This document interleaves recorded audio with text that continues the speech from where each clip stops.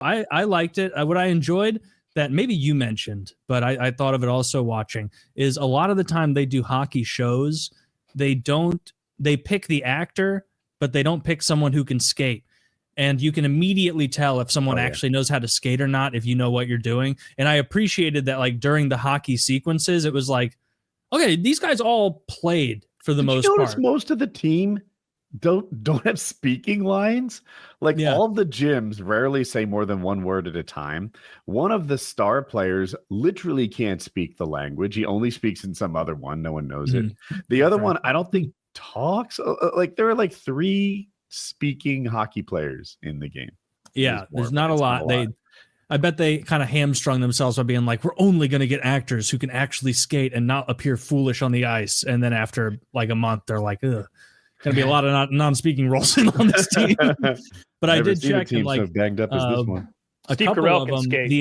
The guy who plays the gym that, because the 3 gyms, there's 2 gyms who only ever say yes, and there's the 3rd gym who always says slightly too much in response to an answer. He's my favorite. Yeah, and that guy, the one who says slightly too much, played like 400 games in the NHL. What? Oh, I didn't know that. Like something Nolan, I think his name is. Okay. Brandon Nolan, maybe. But I thought that was kind of cool because you could see out there. And that dude who speaks in like the Newfie accent, I guess he was drafted high in the NHL, but then only played a few games, couldn't quite hack it, but then played pro in a lot of other leagues. And so I really did like that part of it where you could tell. And some of even the hockey scenes they shot, I'm like, this looks like the way a real play might unfold. It didn't have that Mighty Ducks horse shit where it's like someone gets a pass and then stands there for a pregnant pause and then lines up for a clapper. I didn't like that in those. A slap shot, Kyle. Something that I didn't like as much that I noticed is almost every speaking character is written the same. Like the humor of the 2 girls who are the assistants of the main girl and the main guy, they're all, any of their lines could be given to another one of them and it would sound in character. And so I didn't like that they didn't have enough character differentiation in that way. And it's the Danny McBride syndrome. Danny McBride writes his own voice into every one of his characters. If you watch Righteous Gemstones, it's like, they're all Danny McBride.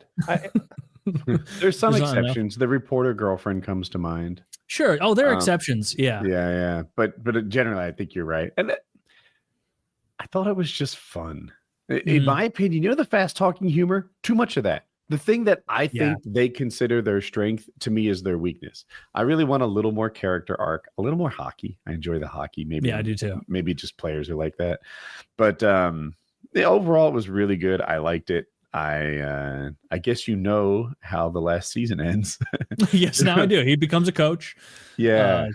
The last season has this arc on like what it takes to get the girl. That's kind of fun. Shoresy, over the top, wins this girl's heart, and with some big effort stuff. It's fun. I did like his like little recurring joke that like all his teammates are like fucking all these smoke show 10 out of 10s, and he's always like, she's a little young. Dude, and it's like this like 25-year-old girl, and it's solely because he has a fetish for like MILFs.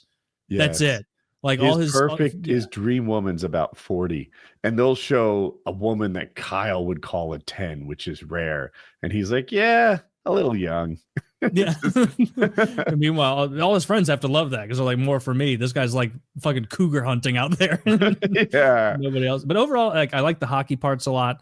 That was very fun. Throw a number, I think a 1 to 10 rating on it. Or probably a 7. Like I enjoyed it. It kept my attention. The hockey parts I liked a lot. It was just there wasn't enough character development. Like what I'm thinking of mostly is how all those which candy would it be? It would be a non-peanut M&M. It would be an M&M that I still enjoy very much. But if I had my druthers, I'm going to pick that peanut M&M. Kyle, don't you fucking mime spitting with yourself muted. I like your answer, actually. Mine was similar. It was a Smartie. Like, peanuts are I enjoy it. It's tasty, but it's a little simple. Sure. Yeah, that's a good way. And like mostly the like character repetition or like similarities. I'm really just because a huge amount of the show are scenes in an office with the boss owner of the show, that lady, and then her 2 assistants, and then Shoresy. And in all of that dialogue, every single time, any joke said by any character could equally apply to any other character. There's no differentiation in how they in their even in their phrasing. Like the assistant girls are talking like hockey players. Like they needed a little more there. The Shoresy character. Did you see the scene where he shows up to a photo shoot buttered up or bronzed up or something? I think I did. Yes. I did see that. That was pretty funny. It was touching for me. So Kyle, they're trying to raise money so that they can host the hockey tournament in their town. They need $50,000. And they decide to sell calendars of all the players. And I think they do, and it goes okay, but they need more money. So they're going to sell more calendars. I hope I have this right. And Shoresy, the main character, he shows up like bronzed and greasy and buttery like a bodybuilder. And they're all like, what are you doing? And I can't replicate the back and forth talk, but he's like, I'm buttered up. Like, why are you buttered up? Like, photo shoot. I figured everyone here would be buttered up. Why aren't you buttered up? And they're like, what? But no, why are you buttered up? And then he goes on to explain, like, the team was going to fold and you saved the team.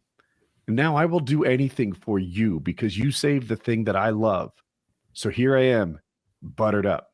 And everyone else gets buttered up for the photo shoot. They do their thing. And he's in tears as he's laying out why he showed butter. He doesn't want to be buttered up. He'll just do anything for you. It is the recurring bit that I think is very funny with him is he cries constantly.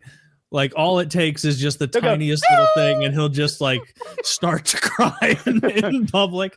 But yeah, I like that where he's like, I wanted to, show up tarps off. And they're like, why is your shirt off? Well, I went tarps off. If a bunch of pretty girls are looking at us on a calendar, they probably want to see us tarps off. And they're like, really? Why are you greased up? Well, if a bunch of pretty girls want to see tarps off hockey players, they probably want to see those hockey players tarps off and greased up.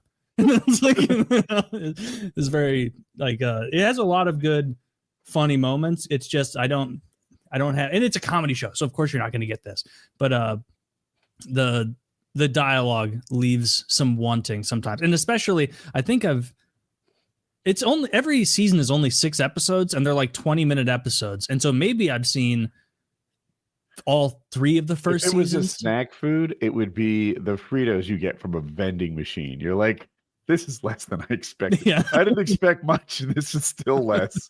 Yeah, dude, I spent a good time while I was watching it being like, oh, that guy's a really good skater. I need to find out what his name is. And then I'd look him up and be like, oh, this guy played like in the minor leagues. Like he was like sniffing the NHL at some point. That's really cool. That their idea of like a successful play is what a reality of successful play. Like this guy dug it out in the corners and he managed to like pass it into the slot. And then that guy gets a quick wrister.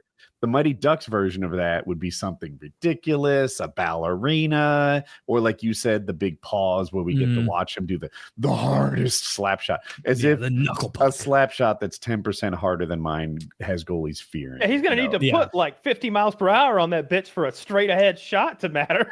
Yeah. A lot.